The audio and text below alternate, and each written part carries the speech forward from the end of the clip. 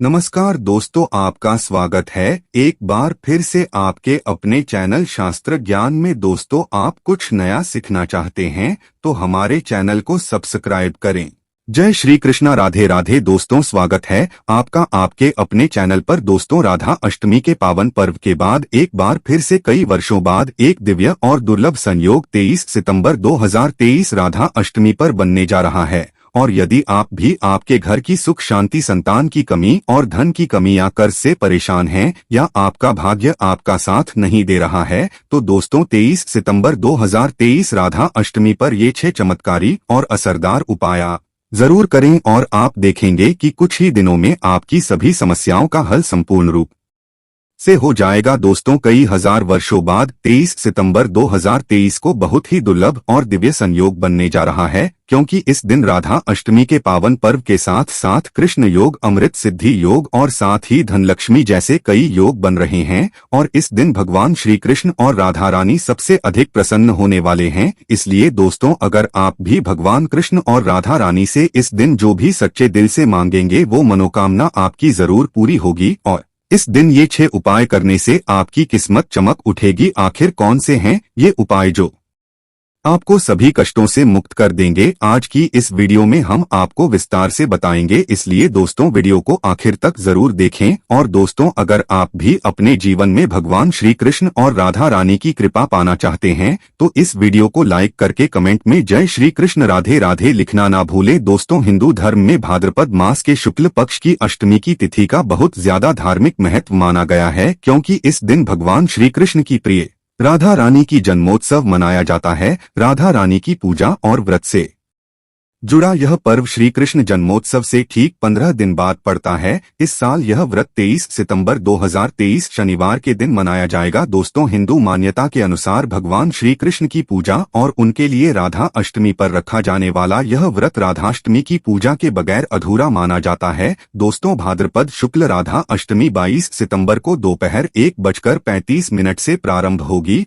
और अगले दिन 23 सितंबर को दोपहर 12:17 पर समाप्त होगी। उद्या तिथि के चलते राधा अष्टमी का पर्व 23 सितंबर दिन शनिवार को मनाया जाएगा। इस दिन राधा जी की पूजा का शुभ मुहूर्त सुबह 11 बजे से दोपहर 1:30 बजे तक रहेगा। आइए अब जानते हैं राधा अष्टमी की पूजा की संपूर्ण विधि, जिसके बिना इस दिन की गई पूजा और व्रत अधूरे माने जाते हैं। यदि आप पहली बार राधा रानी के लिए व्रत रखने जा रहे हैं तो आपको 23 सितंबर की सुबह सूर्योदय से पहले उठना चाहिए। राधाष्टमी व्रत वाले दिन प्रातः काल स्नान ध्यान करने के बाद भगवान सूर्य को अर्घ्य दें और उसके बाद राधा रानी के व्रत को विधि विधान से करने का संकल्प लें। इसके बाद घर के ईशान कोण या फिर अपने पूजा घर में राधा रानी की प्रतिमा या फोटो को पवित्र जल से शुद्ध एवं साफ कर लें। इसके बाद उनके आगे एक मिट्टी या तांबे का कलश में जल, सिक्के और आम्रपल्लवी रखकर उस पर नारियल रखें। राधा जी की फोटो या प्रतिमा को पीले कपड़े से बने आसन पर रखें और उसके बाद पंचामृत से स्नान कराएं। इसके बाद एक बार फिर उन्हें जल चढ़ाएं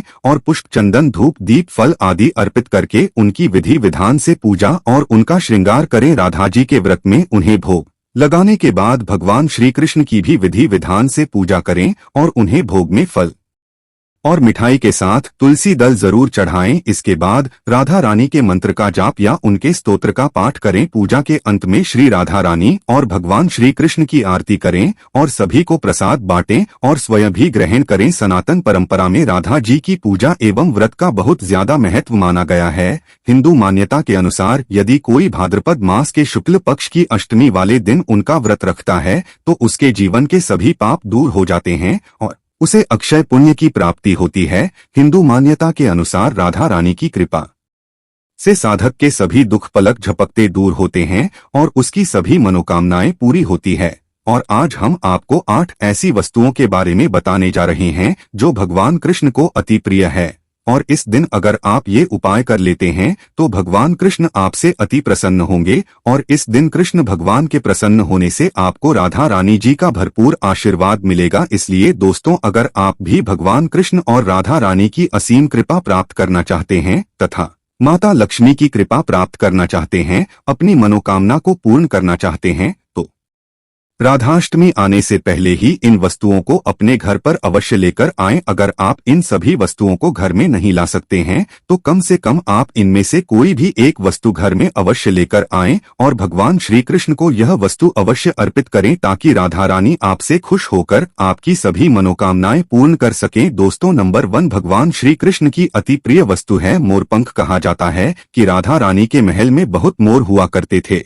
जब वो भगवान श्री कृष्ण की बांसुरी की धुन पर नृत्य करती थे तो उनके साथ में मोर भी नृत्य करते थे। एक दिन किसी मोर का पंख जमीन पर गिर गया, जिसे तुरंत उठाकर भगवान श्री कृष्ण ने अपने मस्तक पर सजा लिया। भगवान कृष्ण के मस्तक पर सजा मोर पंख राधा रानी के प्रेम की निशानी मानी जाती है। इसीलिए भगवान गोपाल के जन्मोत्सव की पूजा में मोर पंखों से उनकी हवा किए जाने का चलन है। इसीलिए राधा अष्टमी पर मोर पंख घर में अवश्य लाना चाहिए। दोस्तों, एक अन्य कथा के अनुसार देवी राधा हर दिन मोर कुटी मंदिर के पास मोरों को दाना देने जाती थी। एक बार जब देवी राधा वहां पहुंची तो वहां पर एक भी मोर नहीं था। राधा रानी उदास हो गई। कान्हा ने देवी राधा को प्रसन्न करने के लिए स्वयं मोर रूप धारण कर लिया और वहां पहुंच गए। राधा रानी कान्हा का यह रूप देखकर बहुत प्रसन्न हुई। दोस्तों, मोर कुटी मंदिर में मोर रूप में आज भी राधा कृष्ण की पूजा होती है। इसीलिए भगवान श्री कृष्ण को प्रसन्न करने के लिए राधा अष्टमी के पूजन में मोरपंख अवश्य ही शामिल करना चाहिए। हिंदू मान्यताओं के अनुसार घर में मोरपंख का प्रयोग करने से अमंगल टल जाता है।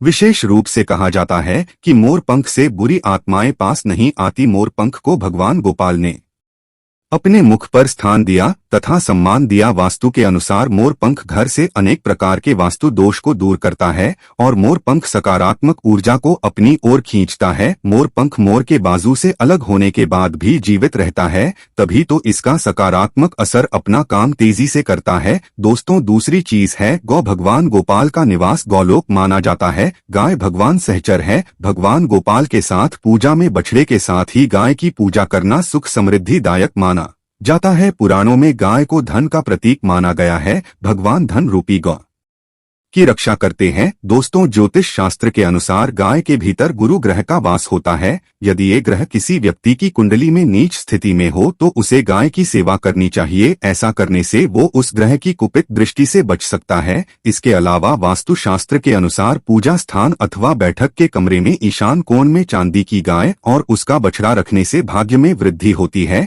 इसीलिए आप राधाष्टमी से पहले ही चांदी की गाय और उसका बछड़ा अपने घर पर अवश्य ही लाएं। अगर आप चांदी का नहीं ला सकते हैं तो आप मिट्टी का ला सकते हैं या फिर आप गाय और बछड़े की तस्वीर लाकर भी ईशान कोण में लगा सकते। दोस्तों, तीसरी चीज है बांसुरी। भगवान राम की पहचान धनुष है तो भगवान श्री कृष्ण की बंसी। भगवान श्री कृष्ण की मधुर बांसुरी की धुन सुनकर गोपियों उनकी ओर खींची चली आती थी। भगवान श्री कृष्ण की बंसी प्रेम और आनंद का प्रतीक है। बाल कृष्ण गोपियों के साथ बंसी बजाकर रास रचाते थे और सृष्टि में प्रेम का संचार करते थे। दोस्तों, राधा अष्टमी के दिन भगवान श्री कृष्ण के श्रृंगार की सामग्री में बांसुरी को शामिल करने से गृहस्थी में प्रेम और आनंद आता है। भगवान कृष्ण को बांसुरी अर्पित करने के साथ ही आप अपने घर में बांसुरी को अवश्य ही लाएं। दोस्तों, माना जाता है कि जहां कहीं भी वास्तु दोष हो वहां बांसुरी लगाने से वास्तु दोष दूर हो जाता है। लेकिन ध्यान देना जरूरी है कि बांसुरी कभी भी सीधी नहीं लगानी चाहिए, बल्कि इसे हमेशा तिरछा लगाने से लाभ मिलता है। साथ ही बांसुरी का मुंह हमेशा नीचे रहना चाहिए। इसके अलावा दाम्पत्य जीवन में तनाव या फिर कलहपूर्ण वातावरण रहता हो तो सिरहाने में बांसुरी रखकर सोने से बहुत अधिक लाभ मिलता है। दोस्तों, चौथी चीज है पीले वस्त्र।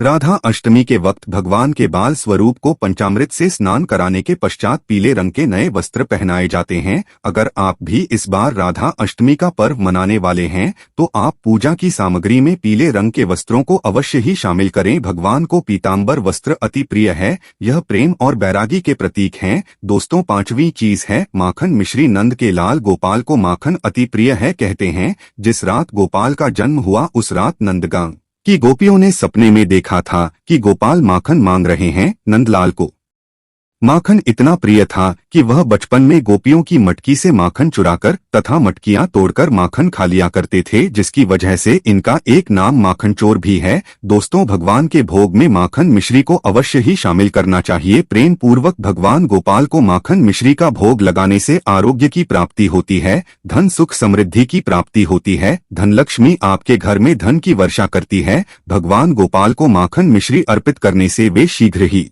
आपकी सभी इच्छाएं पूर्ण करते हैं। दोस्तों, छठी चीज है झूला या फिर पालना भक्ति।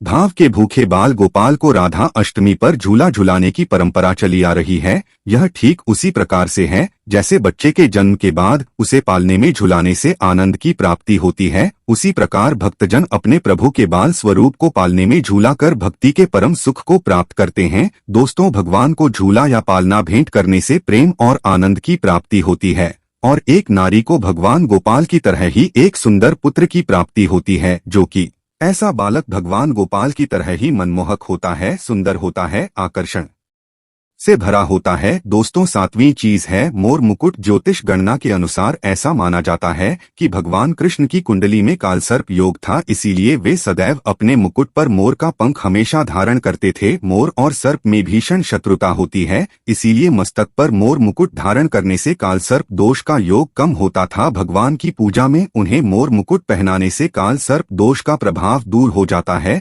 दोस्तों, आठवीं चीज है गीता की पोथी। भगवान कृष्ण ने महाभारत के युद्ध के दौरान अपने प्रिय शाखा और पांडवों में श्रेष्ठ अर्जुन को गीता का उपदेश दिया था। गीता मुंह से निकालकर संसार देखने का मार्ग बताती है। इसे भगवान श्री कृष्ण की वाणी कहते हैं, जो मनुष्य को मुक्ति का मार्ग और कर्म पथ पर चलने का ज्ञान देती है। दोस्तों, इसीलिए भगवान की पूजा में गीता की पोथी जरूर रखनी चाहिए और रात में जागरण करते हुए गीता का पाठ हर हाल में अवश्य करना चाहिए। राधा अष्टमी के शुभ अवसर पर भगवान गोपाल की असीम कृपा प्राप्त करने के लिए आप राधाष्टमी से पूर्व ही इन चीजों को अपने घर पर अवश्य ही लेकर आए और इन्हें भगवान की पूजा में शामिल करें। ऐसा करने से आपको भगवान गोपाल और राधा रानी की असीम कृपा प्राप्त होगी, धन लक्ष्मी की कृपा प्राप्त होगी। सभी देवी देवता दोनों हाथों से आपके जीवन में धन की वर्षा करेंगे। दोस्तों, धार्मिक मान्यता के अनुसार इस शुभ दिन कुछ खास उपाय करने से साधक का कल्याण होता है। तो चलिए जानते हैं राधा अष्टमी के दिन किए जाने वाले अचूक उपायों के बारे में, जो कि आपकी किस्मत बदल देंगे। व्यापार नौकरी में लाभ के लिए व्यापार में वृद्धि या नौकरी में आ रही बाधाओं को दूर करने के लिए इस दिन राधा रानी की पूजा करने के बाद एक चांदी का सिक्का लें और ओम राधा कृष्णन नम मंत्र का 108 बार जप करें और विधि विधान से पूजा पाठ के समापन के बाद ये सिक्का किसी लाल कपड़े में बांधकर अपनी तिजोरी यानी जहां पर भी आप पैसे रुपए और सोना चांदी रखते हैं वहां रखते। ऐसा करने से मां लक्ष्मी की कृपा आप पर सदैव बनी रहेंगी। मान सम्मान के लिए शास्त्रों के अनुसार इस दिन राधा रानी की पूजा करते समय अष्टमुखी दीपक का इस्तेमाल करना चाहिए। मान्यता है कि इस दिन अष्टमुखी दीपक में इत्र डालकर प्रज्वलित करने से समाज में मान सम्मान बढ़ता है और सुख समृद्धि की प्राप्ति होती है। इसके साथ ही आपके घर में मां लक्ष्मी का वास होता है। प्रेम संबंधों के लिए राधा अष्टमी के दिन पूजा करते समय भगवान श्री कृष्ण और राधा रानी की प्रतिमा के सामने कपूर रखें। पूजा के बाद इस कपूर को एक मिट्टी के दिए में रखकर बेडरूम में जलाएं और इसका धूप दिखाएं। इससे घर से नकारात्मक ऊर्जा दूर होती है और सकारात्मक ऊर्जा का संचार होता है। इसके फलस्वरूप पति पत्नी में प्रेम बढ़ता है और अखंड सौभाग्य की प्राप्ति होती है। मनपसंद जीवन साथी पाने के लिए मनचाहा जीवन साथी पाने के लिए इस दिन भगवान श्री कृष्ण को हल्दी और चंदन का तिलक लगाना चाहिए और राधा रानी को कुमकुम का तिलक अर्पित करना चाहिए। वहीं प्रेम में सफलता पाने की इच्छा रखने वाले लोगों को इस दिन भोजपत्र लाकर उस भोजपत्र पर अपने प्रेमी या प्रेमिका का नाम सफेद चंदन से लिखकर राधा कृष्ण के चरणों में अर्पित कर देना चाहिए। वो उनसे सच्चे मन से प्रार्थना करनी चाहिए। ऐसा करने से आपको मनचाहा जीवन साथी मिलता है। तो आइए दोस्तों, अब जान लेते हैं राधा अष्टमी की व्रत कथा, जिसको सुनने मात्र से आपकी सभी मनोकामनाएं पूर्ण हो जाएगी और आपको सभी कष्टों से मुक्ति मिल जाएगी। दोस्तों, पौराणिक कथाओं के अनुसार राधा माता गोलोक में श्री कृष्ण के साथ निवास करती थी। एक बार देवी राधा गोलोक से कहीं बाहर गई। जब वापस आई तो देखा कि कृष्ण भगवान में नहीं है। उस समय भगवान श्री कृष्ण अपनी एक सखी राजा के साथ गोलोक में घूम रहे थे। यह बात जब राधा जी को मालूम हुई तो उन्हें गुस्सा आया और वो सीधे उनके के पास पहुंची गई। वहां पहुंचकर उन्होंने भगवान श्री कृष्ण को काफी भला बुरा कहा। राधा जी का यह व्यवहार भगवान श्री कृष्ण के मित्र श्रीदामा को बुरा लगा और उन्होंने राधा को पृथ्वी पर जन्म लेने का श्राप दे दिया। राधा रानी को इतने गुस्से में देखकर कृष्ण भगवान की सखी राजा भी वहां से चली गई। इस श्राप के बाद राधा ने बदले में श्रीदामा को श्राप देते हुए राक्षस कुल में जन्म लेने का श्राप दे दिया। राधा रानी के द्वारा दिए गए श्राप कारण ही श्रीदामा का जन्म शंखचूड़ दानव के रूप में हुआ था। दानव में जन्म लेने के बाद भी भगवान विष्णु का अनन्य भक्त बना। वहीं दूसरी ओर राधा रानी ने भी पृथ्वी पर वृषभानु के घर पुत्री के रूप में जन्म लिया, लेकिन राधा रानी वृषभानु जी की पत्नी देवी कीर्ति के गर्भ से नहीं जन्मी थी। दरअसल जिसमें श्रीदामा और राधा रानी ने एक दूसरे को श्राप दिया, तब भगवान श्री कृष्ण ने राधा रानी से कहा कि आपको पृथ्वी पर देवी कीर्ति और वृषभानु जी की पुत्री के रूप में रहना है। इसके आगे भगवान श्री कृष्ण ने राधा रानी से कहा कि जब आप विवाह के योग्य हो जाएंगे तो आपका विवाह मनुष्य के अवतार में रायण नामक एक वैश्य से होगा। हालांकि वह भी मेरे अंश अवतारों में से ही एक होगा। आप धरती पर भी मेरी प्रियतम बनकर ही रहेंगी, परंतु हम दोनों को वहां बिछड़ने का दुख सहना होगा। ये राधा रानी, अब आप धरती पर जन्म लेने की तैयारी करें। सांसारिक दृष्टि में देवी कीर्ति गर्भवती हुई और उन्हें प्रसव भी हुआ, लेकिन देवी कीर्ति के गर्भ में योगमाया की प्रेरणा से वायु का प्रवेश हुआ और उन्होंने वायु को ही जन्म दिया। जब वह प्रसव पीड़ा से गुजर रही थी, उसी समय वहां देवी राधा रानी एक प्यारी सी कन्या के रूप में प्रकट हो गई। जिस दिन राधा रानी प्रकट हुई वह भाद्रपद शुक्ल पक्ष अष्टमी का दिन था, इसलिए भाद्रपद शुक्ल पक्ष अष्टमी को राधा रानी अष्टमी के रूप में जाना जाता है। इस दिन भगवान श्री कृष्ण और राधा रानी की पूजा की जाती है। इस व्रत को करने से हमें सभी सांसारिक सुख आनंद प्राप्त होते हैं। मान्यता के अनुसार इस व्रत को करने से धन की कमी नहीं होती और घर में बरकत बनी रहती है। दोस्तों, राधा के बिना श्री कृष्ण का व्यक्तित्व अपूर्ण माना जाता है। इस दिन यदि भगवान कृष्ण और राधा जी का पूजन करना शुभ माना जाता है, लेकिन यदि आप अपने जीवन की परेशानियों से मुक्ति पाना चाहते हैं तो आपको इस दिन अपनी राशि के अनुसार कुछ उपाय जरूर करने चाहिए। राधा अष्टमी पर राशि के अनुसार करें ये उपाय। मिथुन राशि। राधा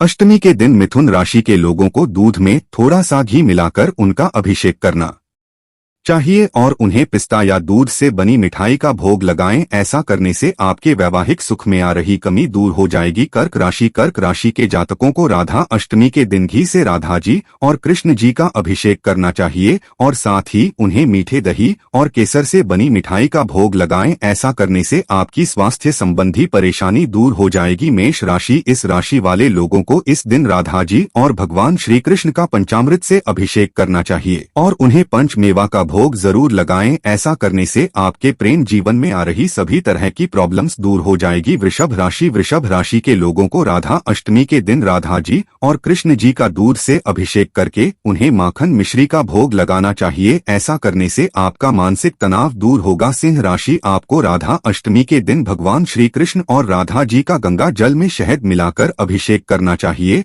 और उन्हें गुलाब जामुन का भोग लगाएं।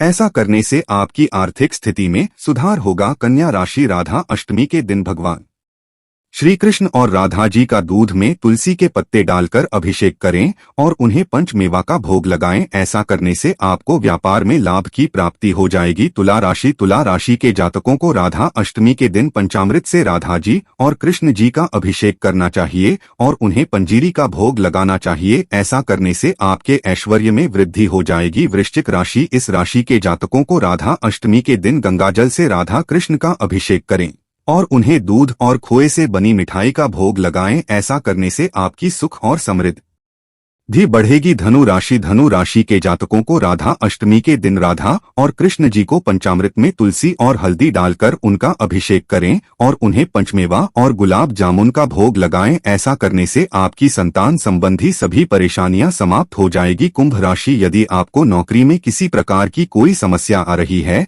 तो आप राधा अष्टमी के दिन राधे जी और कृष्ण जी का पंचामृत से अभिषेक करें और उन्हें ऋतु फल का भोग लगाएं। मीन राशि। मीन राशि के जातकों को राधा अष्टमी के दिन राधा जी और कृष्ण जी का शहद से अभिषेक करें और उन के केसर से बनी मिठाई का भोग लगाएं। ऐसा करने से आपको हर कार्य में सफलता की प्राप्ति होगी। मकर राशि। राधा अष्टमी के दिन मकर राशि के जातकों को गंगाजल से राधा और कृष्ण जी का अभिषेक करना चाहिए और उन्हें मेवे की बर्फी का भोग लगाएं। ऐसा करने से आपके जीवन की सभी परेशानियां समाप्त हो जाएगी। तो दोस्तों, ये थी राधा अष्टमी से जुड़ी संपूर्ण जानकारी। आशा करते हैं आपको पसंद आई होगी। दोस्तों, अगर आप भी अपने जीवन में भगवान श्री कृष्ण और राधा रानी की कृपा पाना चाहते हैं तो इस वीडियो को लाइक करके कमेंट में जय श्री कृष्ण राधे राधे लिखना न भूलें। साथ ही चैनल को जरूर सब्सक्राइब कर लें। धन्यवाद।